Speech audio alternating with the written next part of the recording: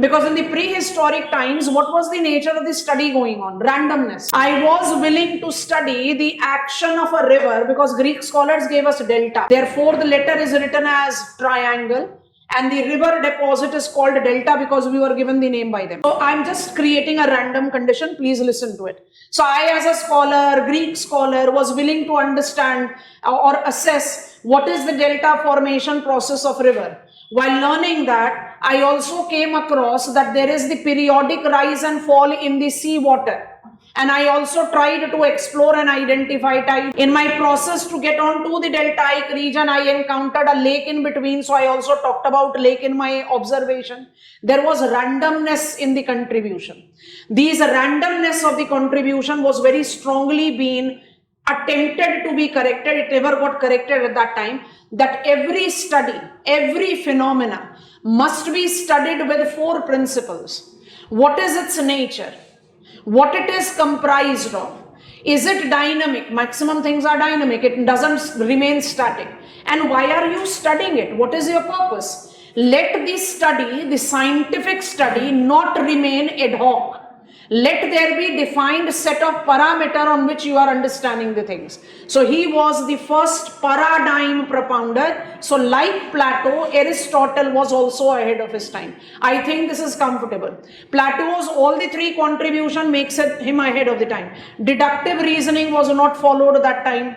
Perception definitely was not even given a thought of. Possibilism too fast. Because more older, today I am saying we are reeling under grim weather conditions of the cold weather. So we have got heaters, blowers, woolens, we can protect ourselves. Get on to the older time.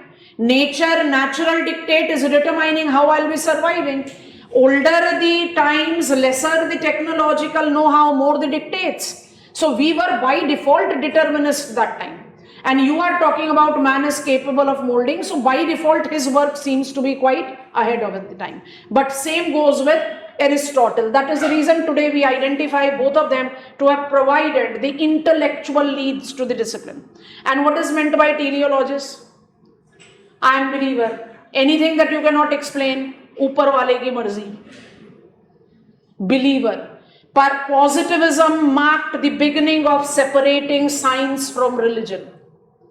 And first officially demarcated teleologist was Aristotle. And we have got quite big names which are also defined teleologists. And that actually created the requirement. What you believe in, if cannot be scientifically explained, you cannot mix it with science. Let it be your belief. We don't have any problem with that. But it cannot be mixed up with science. That was the crux of positivism. Normative and science cannot be made synonymous. So teleology is thereby important. I should be aware of it. थोड़ा सा बात समझ में आया? Repeat कर रहे हैं. Homer, just because I want to give myself 3rd century BC का beginning. Homer, historian says Homer was the first contributor to history. Because both his epics, I have purposefully not asked you to write down the name. Iliad and Odyssey is all about the wars that were being fought that time. And why he is considered by us as geographer, I have made you write. Because his epics do talks about the wind that we experienced in the Greek time.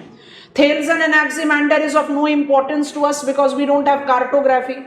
And as geographers, we are more concerned with the terrestrial study, not celestial. But then some of the scholars who will come up in the list, I need to have the knowledge about Thales and Anaximander. They created the base of mathematical tradition.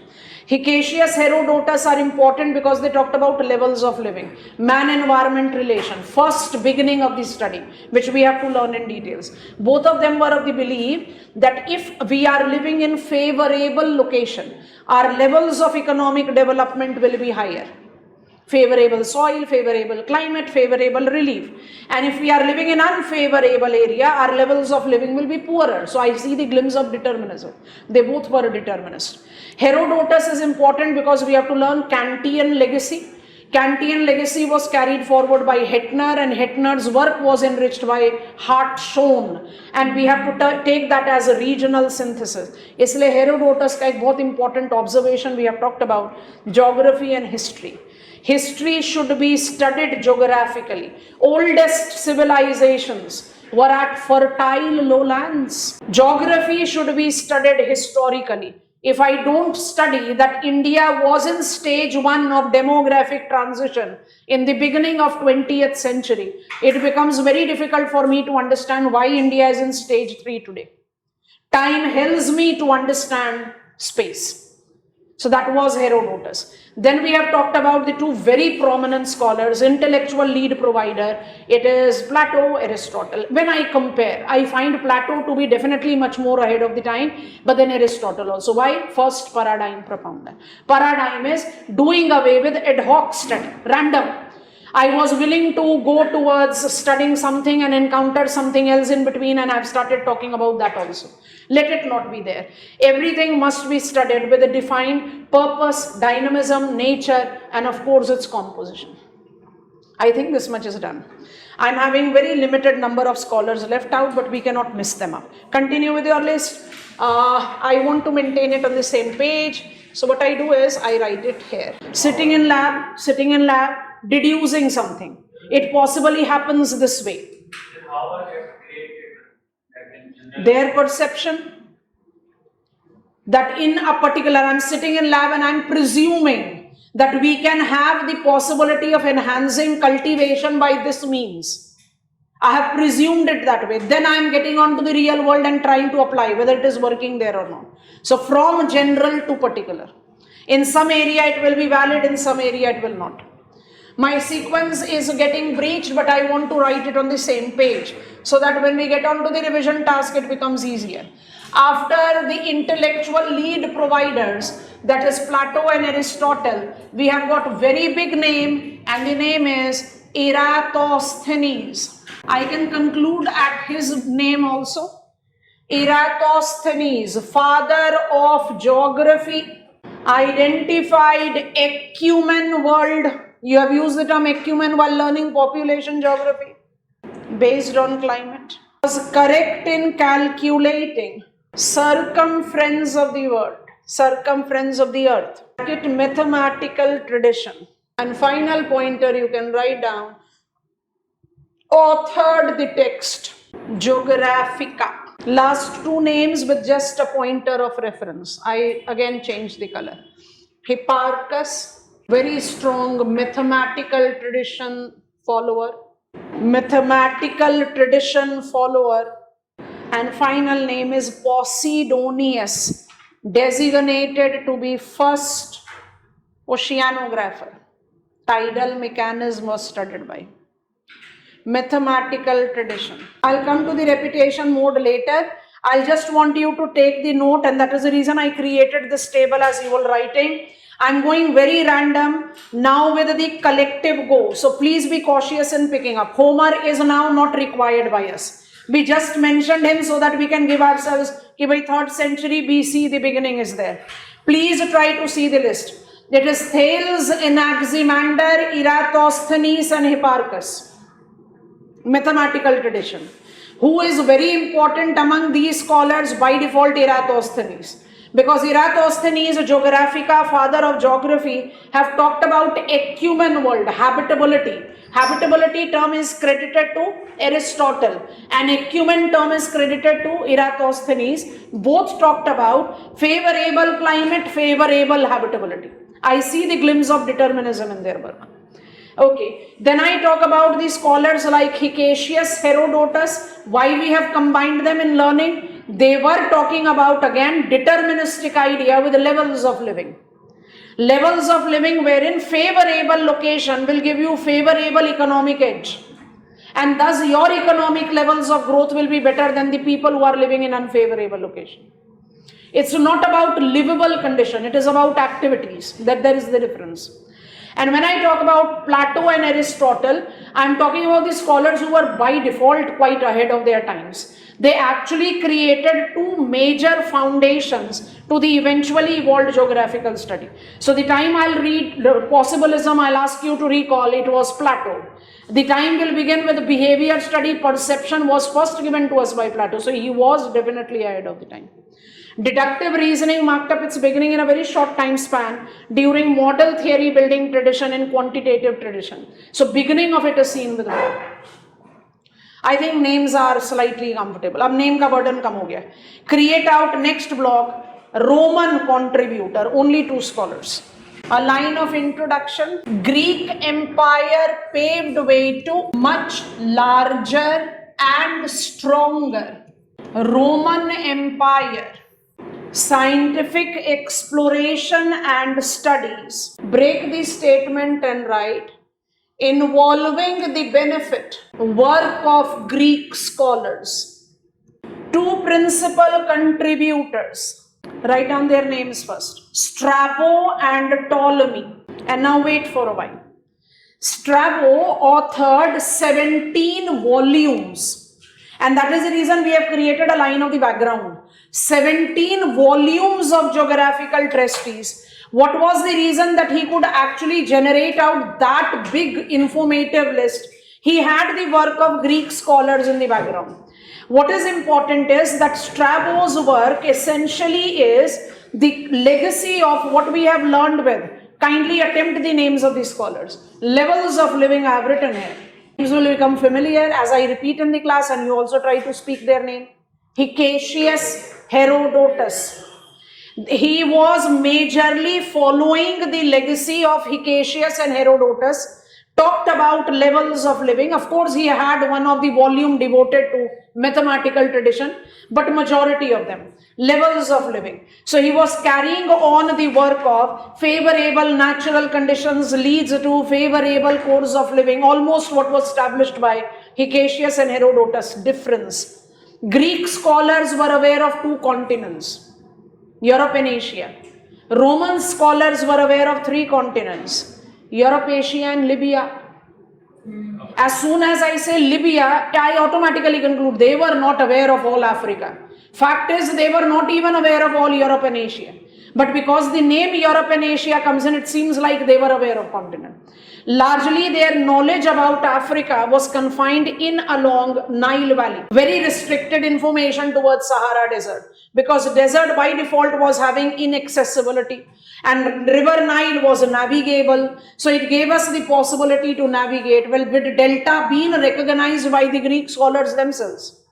So it is like they were aware of a separate continent. So Strabo's 17 volume of geographical treatises talked about levels of living with the higher quality of living, better living with favorable environmental condition for 3 continents, right? And when I talk about Ptolemy, he was, and that is the reason I created the background work, recall the names, Thales, Anaximander, Eratosthenes and Hipparchus. Mathematical tradition was further enlarged by Ptolemy. Ptolemy was the author who authored 2 texts and both of them are considered to be interesting one. Monument compilation of errors. All his calculations proved to be wrong. His preceder, Hipparchus, preceder, Eratosthenes were much better in calculating the things. I need to give credit to the scholars like Eratosthenes to have calculated the circumference of the earth. Hipparchus to have appropriately calculated the length of the equator, which definitely was not done that appropriately by Ptolemy. But Ptolemy, the last principal Roman scholar, majorly contributed to mathematical tradition with maximum of his calculations proven eventually to be wrong. And that is the reason his text Almagest specifically is considered to be the monument of errors. So he is not a very big contributor, but just after him, Roman Empire declined. So we are quickly taking up these 2 pointers and then I am creating a box item of chronology that you will copy down. Strabo first. Quick pointers. 17 volumes of geographical treatises. 17 volumes of geographical treatises. Next pointer. Exploring 3 known continents. Exploring 3 known continents. Europe, Asia, Libya. Strongly advocated that levels of living determined by favorable natural conditions. Next scholar is Ptolemy. Eventually in revision you can leave him, but then you should be aware of so that the link is created. Ptolemy. Point 1 is mathematical tradition follower. Point 2 is authored 2 texts, Guide to Geography and Almagest. Put a dash and write down are collectively referred as monumental collection of error. Now you have to simply create this box item. I told you I'll be sounding like more of a history teacher today, but that is important. 5th century AD, Roman Empire decline. Europe entered Dark Age. Dark Ages in Europe continued from 5th century AD to 15th century AD. However, Dark Ages in geography thankfully was not that lengthy. Between 5th to 8th century, clear Dark Age. 8th to 13th century, Arab contributions, will get on there. And then religious fundamentalism started taking toll even in the Arab ideology. So by 13th century, it started declining. So 13th to 15th century was again Dark Ages. So Dark Ages in geography is comparatively shorter. Dark Age in Europe, 5th century to 15th century AD. Put it in a box and simply copy it down the way I have written. Last category in our prehistoric contributions, that is our introduction, Arab contribution. Big list of names are there. We are just taking up what we require because we have understood the chronology. Arab contribution, time frame you have written, so we are not rewriting it. Point 1 is involves Baghdad as the focal center of inquiry. Next name in our list is Al-Masudi, too big scholar to avoid, but actually we don't require him, we are learning human geography. Al-Masudi, he is designated to be par excellent physical geographer. Dark green sea, Sargasso Sea, was observed by him. He was the scholar who first advocated Mawsim. Seasonal reversal in the wind pattern is called monsoons. So he contributed elaborately. Delta formation, many more things. You just write Al-Masudi, par excellent physical geographer.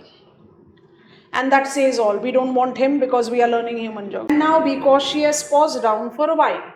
Now the two additional names that are there in our list, one is Al-Biruni, very popular scholar, authored the text called Kitab al-Hind. And the last name that we have to talk about is officially designated as first environmental determinist. His name is Ibn Khaldun. Ibn Khaldun authored the text Muqaddimah and Al-Biruni authored the text Kitab al-Hind. Now think about it. I know that cautious, relax, deep breath, Hecataeus, Herodotus and Strabo talked about levels of living. I know that Aristotle, Eratosthenes and Ibn Hawkal have talked about habitability. Yes or no? So we know that they are talking about something specific. That my levels of living will be determined by favorable climate, or my climate is going to determine my habitability. Something specific. But when I see Al-Biruni and I see Ibn Khaldun, they have talked about every aspect of human living. Mane, what is my food, what is my economic activity, what is my rise and fall of empire, everything to be determined by nature, every aspect, socio-political, cultural, economic, everything, both of them. But it is Ibn Khaldun who is called first environmental determinant. One reason is evident in front of you. Can you help me? Ibn Khaldun is the youngest of the prehistoric scholar. We are calling him the first environmental determinist. We are not calling Hecataeus first environmental determinist, because among the deterministic idea contributor, he was the oldest. Because here we are talking about all the aspects of human living. Prior to him, the contributors were talking about one-pointers. So if that is the case, Al-Biruni, why is not considered as the first environmental determinist? Kindly help. Answer is written in front of you. And second pointer will enrich our thing and we are done with it. Come on. Why do you think that from Al-Biruni and Ibn Khaldun, Khaldun is designated to be the first environmental determinist and not Biruni? Shabash. Biruni only talked about India. And Ibn Khaldun talked about the known habited world at that time. Mind it, that time we were not aware of New World. Americas were not known. Oceania was not known. Are we comfortable? So his work, Ibn Khaldun's work, was for the all known habited world. And that is the reason we define him. And there is one more technical reason. In Muqaddimah, Ibn Khaldun talked about two types of environment influencing human living. Whether the living is economic, cultural, political, social, anything. Number one is physical environment, and number two is cultural environment that is derived from physical environment interaction. Japan is the example of the country that had a very bad New Year beginning. When we were learning cultural regions, we talked about that Japan is an excellent example of rice fish culture. Now we need to think about, when I say that Ibn Khaldun is saying that environment that influences human codes of living is physical environment and cultural environment. So cultural environment should be something that is related to human. How it will be determinist? So he says cultural environment is also derived from physical interaction. To prove this point, I am giving you example of Japan. Japan is mid to high latitude country. But because Kuroshio warm current is there, it maintains the cultivable condition for a tropical crop called rice. It is Kuroshio warm current that facilitates the favorable habitat for planktons, mixing up of the water, Kuroshio, Okost and Oyashivo. Lukewarm water facilitates planktonic lifestyle, thus nectonic. Plus, Japan do not have land, so it has to fulfill the food availability from the neighboring water. So if my rice fish culture is taken, it is essentially determined by nature. I hope you are understanding. So Ibn Khaldun is the first environmental determinist for two reasons. And that is the reason I have compared. Number one, his Muqaddimah talks about all aspects of human living. That was done by Al-Biruni also. But that is for all known habited world that time. And number two, human living, human course of living is determined by two set of environment. Physical environment directly and cultural environment that has also evolved because of the physical interaction. That kind of analysis I don't see in any of the